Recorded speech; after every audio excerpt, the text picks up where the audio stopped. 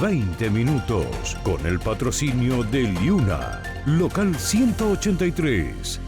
Feel the power. ¿Qué tal, amigos? Bienvenidos a 20 minutos, las noticias de Canadá y el mundo en tu idioma en 20 minutos. Yo soy Diana Lora y les traigo las informaciones de este martes 12 de mayo. En el día de hoy, señores, hay una noticia trágica en el mundo del deporte y para Canadá, porque ha muerto una estrella canadiense del baloncesto. Tenemos lo último que se sabe sobre este hecho. También vamos a hablar sobre el censo, porque algunos canadienses a través de las redes sociales están utilizando el censo para protestar. Ya van a ver de qué manera. También, señores, lo que ha dicho la alcaldesa Olivia Chow en el día de hoy sobre el déficit que tiene la ciudad de Toronto por las actividades relacionadas al Mundial de la FIFA. En el plano internacional también muchas informaciones. Hoy han hablado varias de las víctimas de Jeffrey Epstein quejándose del manejo que le ha dado el Departamento de Justicia a la revelación de los archivos relacionados con el delincuente sexual que se suicidó en prisión. También, señores, informaciones relacionadas con el antivirus, lo último que ha dicho la Organización Mundial de la Salud y mucho más. Ese es el contenido en la entrega de hoy de 20 minutos.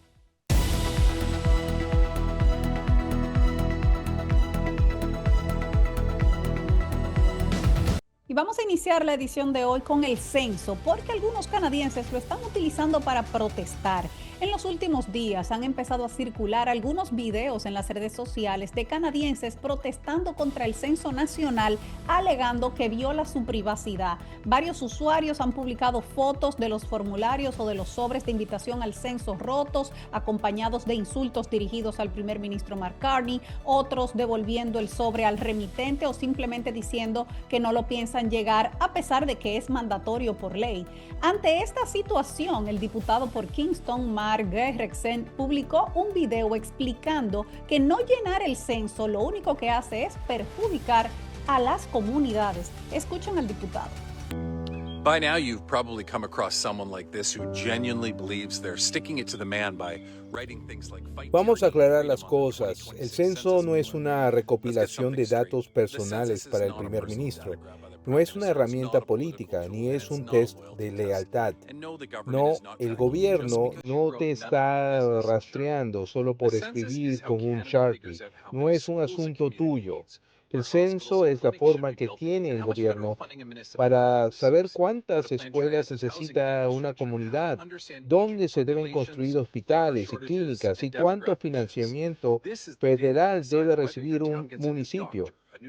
Cómo planificar el transporte público, la vivienda y la infraestructura y comprender el envejecimiento de la población, la escasez de mano de obra y los cambios demográficos. Esta es la data que ayuda a decidir si tu comunidad recibirá a un nuevo doctor, una nueva ruta de autobús, otra escuela primaria. Es literalmente todo lo contrario a que no te incumba, te incumbe. Cuando la gente se niega a participar en el censo, no le está haciendo daño a Ottawa, se lo está haciendo a su propia comunidad.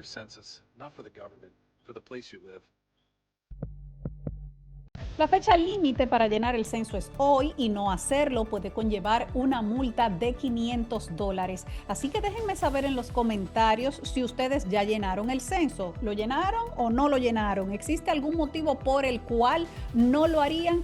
Quiero leer sus comentarios. Vamos a pasar a otra información, señores, porque Metrolinx aumentará la frecuencia de trenes GO durante el Mundial. Metrolinx anunció que va a reforzar el servicio de trenes GO en la línea Lakeshore West durante los partidos de la Copa Mundial de la FIFA, anticipándose, por supuesto, a un aumento exponencial del número de pasajeros durante esos días. Antes y después de los partidos de Toronto, Metrolinx informó que va a operar hasta 6 trenes por hora entre Exhibition GO, la estación más cercana al estadio de Toronto, y Union Station. La Agencia Provincial de Transporte Público anunció previamente que ofrecerá un servicio de frecuencia cada 15 minutos durante la mayor parte del día en las líneas Lakeshore West y Lakeshore East a partir del próximo 10 de junio. La TTC informó que los planes para reforzar el servicio durante los partidos de la Copa Mundial se pusieron a prueba durante el fin de semana pasado, cuando jugaron el mismo día los Blue Jays y el Toronto FC, con 45,000 personas en un estadio y 50,000 en el otro. Toronto va a ser sede de 6 partidos del Mundial, el 12, 17, 20, 23 y 26 de junio y el 2 de julio. Vilma Filici, Filici Immigration Services. Llámala al 416-482-1575. Y siguiendo con el Mundial, Toronto no ha podido cubrir el déficit de 5 millones que le está dejando el Fan Fest. La Secretaría de Organización de la Copa del Mundo en Toronto admitió este martes que la ciudad aún no ha podido cubrir el déficit presupuestario de 5 millones de dólares que le ha supuesto dejar que la entrada al Fan Fest sea gratuita. Sharon Bollenbach, directora ejecutiva de la Secretaría de la Copa del Mundo FIFA 2026, destacó que la situación financiera de la ciudad sigue siendo fluida, en constante cambio. Dijo que se están negociando acuerdos de patrocinio, que se están buscando formas de ahorro y que aún se están vendiendo entradas premium para los días del Mundial, los 22 días de actividades que habrá para los aficionados en Fort York y en Bentway. Ella dice, seguimos buscando esa financiación, lo dijo en una rueda de prensa hoy, pero ahora mismo estamos muy centrados en asegurarnos de que la experiencia para los aficionados, lo que la gente vendrá a vivir al Fan Fest, sea insuperable. Bueno, pues esta mañana en rueda de prensa le preguntaron a la alcaldesa Olivia Chow si buscaría la ayuda de la provincia para cubrir ese déficit y esto fue lo que dijo. He prometido que no gastaremos ni un centavo más de lo que dijimos, que son 380 millones de dólares y encontraremos los fondos dentro de ese presupuesto. La primera tanda de entradas gratuitas para el Fan Fest en Fort York y Bentway fueron puestas a la venta la semana pasada y se agotaron en cuestión de horas. Este viernes se pondrá a la venta una nueva tanda a través de internet, según informó la ciudad. Habrá entradas disponibles para todos los días de partidos. Y vamos con una información trágica porque ha muerto el jugador de la NBA canadiense Brandon Clarke. El jugador de baloncesto canadiense Brandon Clarke falleció a los 29 años, una noticia que ha conmocionado al mundo del deporte en el día de hoy y aún no ha sido revelada la causa de su muerte. La organización de los Memphis Grizzlies, con la que jugó toda su carrera, expresó su profunda tristeza al anunciar su muerte en el día de hoy. Lo dijo en un comunicado de esta manera: Brandon fue un compañero excepcional y una persona aún mejor cuyo impacto en la organización y en la comunidad de Memphis será inolvidable. Expresamos nuestras más sentidas condolencias a su familia y seres queridos en estos momentos difíciles. En una publicación en las redes sociales, la agencia de Clarke, Priority Sports, tampoco especificó la causa de su muerte, pero destacó lo devastador de su fallecimiento. Dice, era una persona de gran corazón, siempre dispuesto a ayudar a sus amigos y familiares. Nos duele profundamente pensar en su madre, Whitney, en toda su familia, amigos y compañeros de equipo. Nacido en Vancouver, en Columbia Británica, Brandon Clarke jugó con los Grizzlies durante 7 temporadas desde que fue seleccionado en el puesto 21 del draft del 2019. El alero solo disputó 2 partidos esta temporada debido a lesiones en la rodilla y la pantorrilla. Clarke fue incluido en el primer equipo de novatos junto a su compañero Ja Morant en el 2020 y su potencial le valió una extensión del contrato de 4 años y $50 millones estadounidenses en el 2022.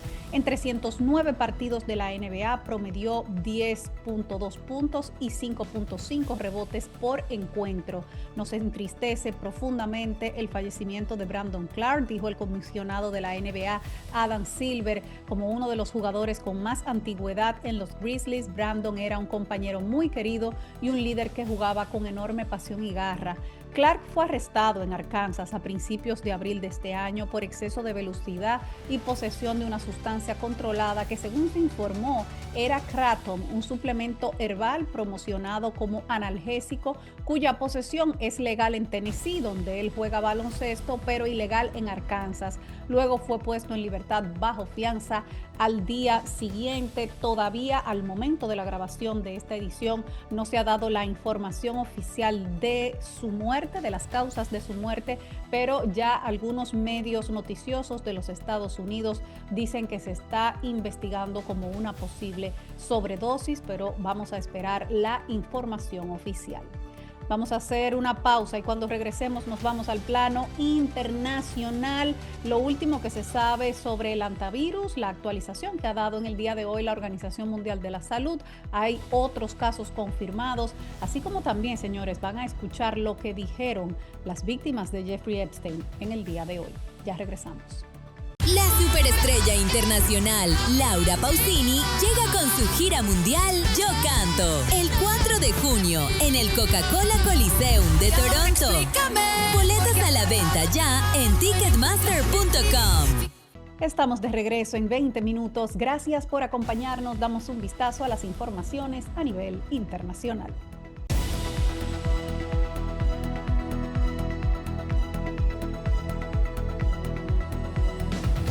España confirma que otro pasajero del crucero ha dado positivo a antivirus. Ascienden a 9 los casos confirmados por antivirus relacionados con el crucero donde se desató el brote de esta enfermedad que transmiten los roedores.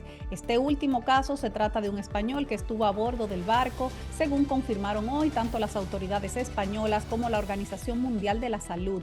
El doctor Tedros Adhanom, director de la OMS, actualizó este martes la cifra de confirmados y sospechosos y la evaluación sobre la dimensión de este brote de antivirus. Vamos a escuchar al doctor Tedros. So far, 11 cases have been reported, including 3 deaths. Hasta ahora han reportado 11 casos, incluyendo 3 muertes. Los 11 casos se han producido entre pasajeros o miembros de la tripulación del barco. 9 de los 11 han sido confirmados como hantavirus y los otros 2 son probables. Esas cifras apenas han variado durante la última semana gracias a los esfuerzos de múltiples gobiernos y socios. No se han registrado más decesos desde el 2 de mayo, fecha en que se informó por primera vez a la OMS del brote.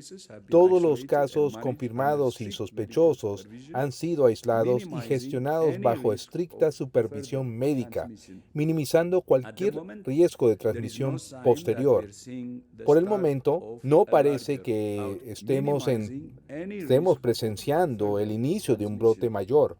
El doctor Tedros también señaló que como el periodo de incubación del virus es muy largo, es posible que se reporten más casos positivos en las próximas semanas. Por eso recalcó la responsabilidad de los países a donde han retornado los pasajeros de mantener el aislamiento y la vigilancia de estas personas por un periodo de 42 días desde la última exposición que fue el 10 de mayo cuando desembarcaron en Tenerife. Eso significa que deberán hacer cuarentena hasta el 21 de junio. Y vamos a cambiar de tema, señores, porque sube la inflación en los Estados Unidos, impulsada sobre todo por los precios de la gasolina. La inflación en Estados Unidos volvió a subir drásticamente el mes pasado, impulsada por el aumento en los precios de la gasolina provocados por la guerra en Irán. El índice de precios al consumidor del Departamento de Trabajo subió un 3,8% con respecto a abril del 2025, el mayor incremento en 3 años y superior al aumento interanual del 3,3% que se registró en marzo.